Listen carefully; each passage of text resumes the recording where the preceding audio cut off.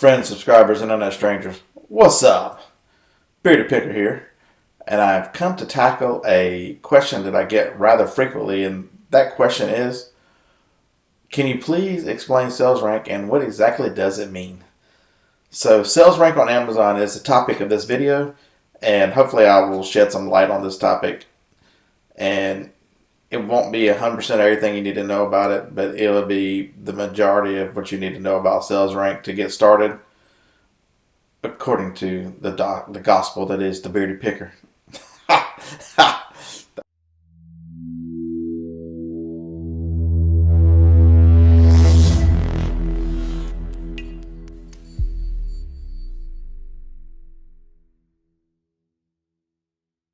That's a good one, right? All right, so exactly what is sales rank? Sales rank is the number that shows the popularity of an item on Amazon in a certain category. The higher the number means the less sales the item is getting, while the smaller the number means it is getting more sales. So, in terms of popularity, I mean, the frequency of sales. It doesn't determine one way or another an item whether how much people like it or not, because it could have positive or it could have positive comments or negative comments or reviews, but sales rank is independent of review. So one thing it's important to remember about sales rank is a picture in time. It is a snapshot of what an item is doing right now. So the snapshot is updated some say every hour, some say every 2-3 hours. Whatever the interval is for updating the sales rank, remember it is constantly changing. So as you see an item now, the next time you see it, it might be before they update, it might have been purchased. Books are a great category for this. It might be a 2 million ranked book. Once it sells, it'll drop to around 100,000, 120,000. So, you look at a book 1 hour and go, damn, 2 million ranked. Don't know if I'd buy this or not. You look at it, several hours later after it's been purchased and go, man, 150,000. This is an awesome book. I'm going to buy them all. So you need to understand what you're looking at and how sales velocity affects sales rank. So this is a complicated formula that we're not given access to. So we're just based on observations and what you see as a seller is what we talk about with sales rank. There are helpful things to do that help you decipher what the sales rank means. There is a Camel, and Keepa both have charts that show you sales rank against time and sales rank against the price. So you can see how the sales rank changes as the price of an item fluctuates. Theoretically, as the price drops, sales rank should drop as well to make it. You would think that selling an item as it gets cheaper would sell more frequently. And the other way is true or not. So as an Amazon seller, to me, my goal, other than competing against the buy box, also, a lot of times I'll find items that are out of stock, limited, very hard to find. And so when I'm pricing that item, people want to know, how do you know how much to charge that item? You're trying to judge based on charts and based on history. The apex of the point of where the price, there's a point to where you get where a price is so high it won't sell anymore. So you need to get to the point in the price chart where you're right before negative impact of sales. So there's the highest point you can get and still allow sales to happen. I don't know if I explained that very well. The one thing interesting about sales rank is it is independent per category. So which means I've got a chart here that Stephen Smotherman from Full-Time FBA, he publishes this. There are several people who do this, but he does it once a month. He has a Facebook group and a YouTube page. Man, he's got a lot of information. But here's the chart that he puts out that shows you the total number of items in each category. This is as of January 1st of 2018, so this is a year old. But for our purposes in explaining sales rank, it'll do just fine. As you can see what the top 1%, 3%, 5%, 10% are. So as I'm scanning items and looking at the rank, I will evaluate any item under the top 10%. So most of the time, if it's under the top 10%, I'm generally going to buy it as long as, there's not huge. The closer to 10% you get, the less competition I need to see and the more money I need to make. So as an item in a sales rank in a category goes up, personally for myself, I need to see less competition and more money made. So that's just a personal thing, but it just makes sense because you're going to hold that item longer. So you don't want for it to sell. You don't want to compete against a ton of people, and you also want to make more money for holding it. So that's my thoughts on that. So let's take we talk about restrictions, and everybody goes, "Oh my God, Beardy Picker, I can't sell anything." So let's look at everybody wants to sell toys. I'm restricted. I'm in toys. I can't. If you look at toys is 6.138 million total items. So the top 1% is 61,000, and the top 10% is 600,000. So, that's the range I stay in with toys. But I tell people over and over that check out Home and Kitchen. Home and Kitchen has very few restrictions, and it happens to have 86 million items in it. And so the top 1% is 868,000. 8,600,000 to the top 10%. There is so much more opportunity in Home and Kitchen and an item. Okay, I tell everybody use books. I tell them check out books. Books are much, much easier to deal with without any restrictions, and you can get started and get some sales history behind you. 62 million books. The top 10% in books is 6 million. Everybody goes, I want books under 1 million. Well, that's like the top 2%. You need to evaluate books up to 6 million and understand, look at the charts and see how many times these things sell. So that's sales rank and how it affects each category. Okay, so now that we've talked about what sales rank is, so I've got some notes down here I'm reading. How I would say picture in time, how each category is completely different by the sheer size of the category. And the size of the category will, as sales come in, will affect how far down, how much the rank improves as things get better. Books are a great category just to demonstrate the volatility. I think I've talked about this a little in the video already, but it's best explained to me on the books. Books. So the 2 million ranked book, gets a sale, and it drops it into the 150,000 range, and it truly is. You're looking at a book and trying to evaluate it. The sales rank can lead you right, lead you wrong, and because you have, with no other information, you have a book that is sold in the near future. To get a book in under 100,000, it's got to sell multiple times, and continue to sell multiple times because the book's rank will start slowly going further and further up. So to get it even closer down, it has to continue to get sales, and so that's where the keep and camel charts come into effect. But you can see where it's very different than eBay, where eBay you have completeds, you have solds, and you can look at the last 90 days data and see, well, there was 150 of these items that ended and 90 of them sold. So you can get a specific sell-through rate. You can see what price they sold at. The pricing information is not available when you're looking at a sales rank. It's not available from Amazon. It's only available for third parties. So that's where Keepa and Camel are very invaluable. Truly, until you get to where you understand categories and ranks and are very good at diagnosing sales rank.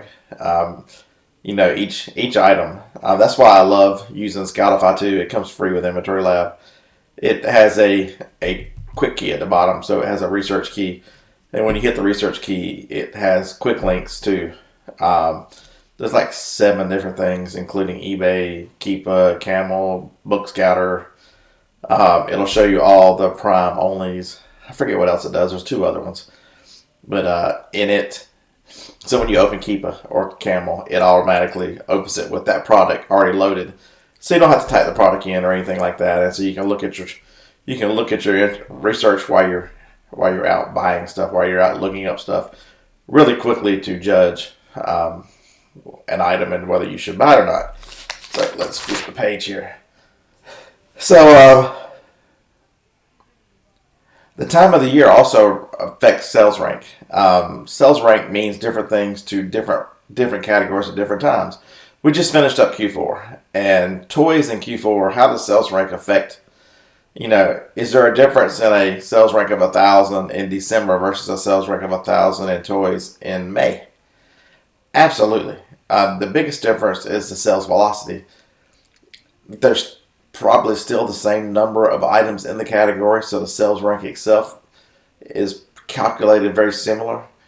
But the fact is that that 1,000 in December sells so many more items than the 1,000 in May would.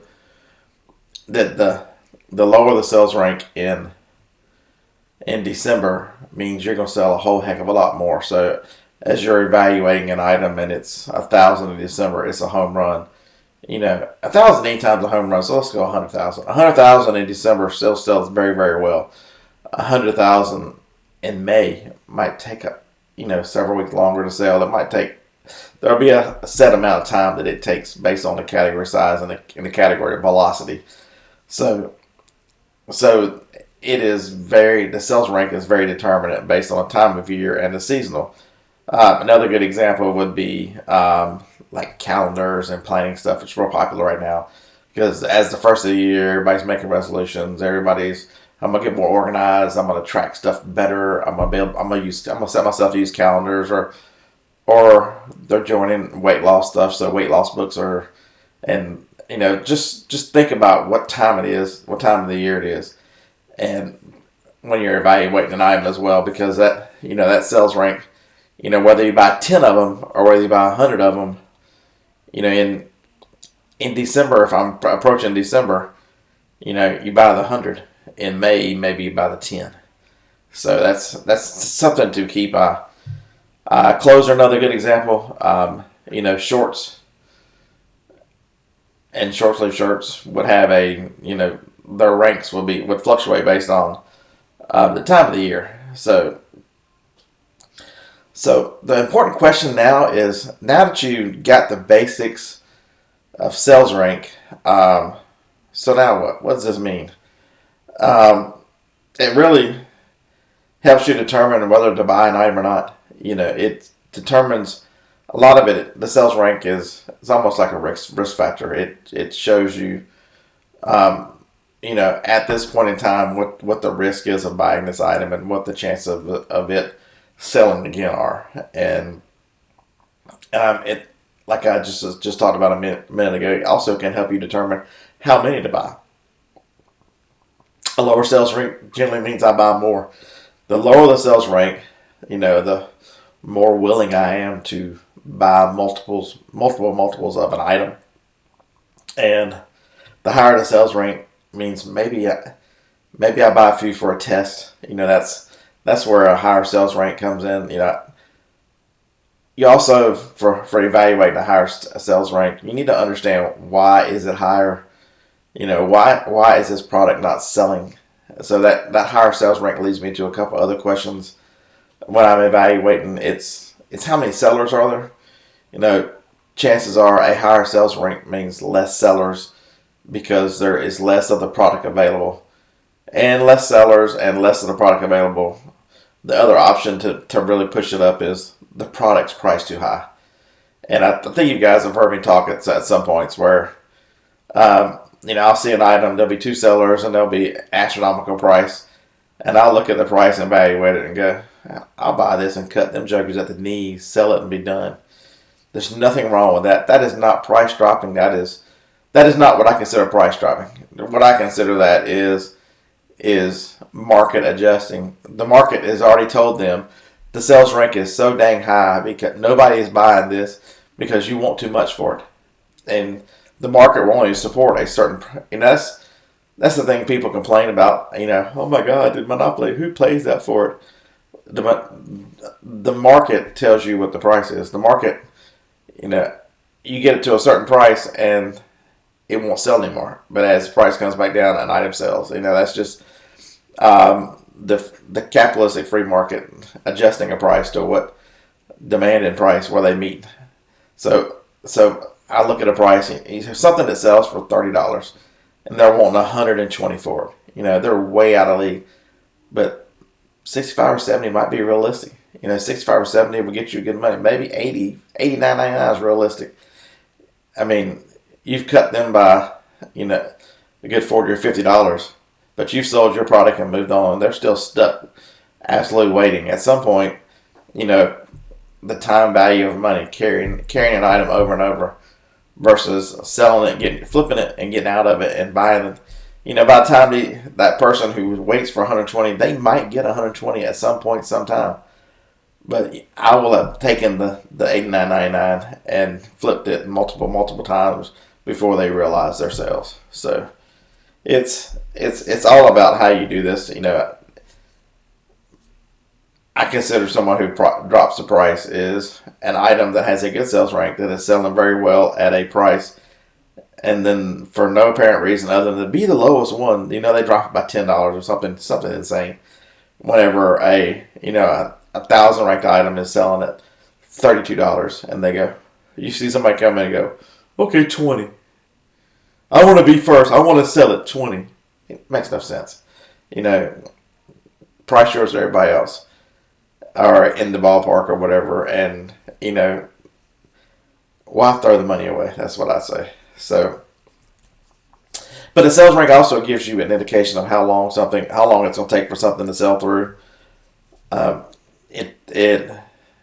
higher sales rank generally means you've got a longer lead time, longer wait time for the item to sell through. I've got a product that I sell that usually I'm the only one on it, and it's ranked like 140,000, 150,000 in the office category. And you would think, man, Bearded Picker must be crazy. That thing probably never sells. I sold 7 of them yesterday. It just, because I'm the only seller, and I'm a terrible seller because I will run out of that stupid products and have to reorder it. But generally I'm the only one on the listing. So at the time that I'm out, the listing goes choo choo choo choo, and then I stick it on. I finally get product back in, even though the Amazon says reorder, and I go maybe like an idiot. But so even the most experienced sellers that make mistakes, most of the time we just don't tell you. But there's a good example of me being a little slow. But the higher the rank generally tells you that it's a slower seller, but it will sell because it's got sales history. That's the one thing too. I get a lot of questions and people send me pictures of stuff and go, Scott, what about this? And it'll be a Amazon. It'll be a screenshot from their phone from Amazon. It'll have no sales rank. If an item has no sales rank, means it is not sold. Period. And be very careful because generally that's an item that's just come to market and they're asking triple, quadruple, whatever for the product. And the prices are, you look at it and go, man, I'm going to make a lot of money. And most people don't realize, hey, wait a minute. Which I don't understand what they're evaluating because they look at it.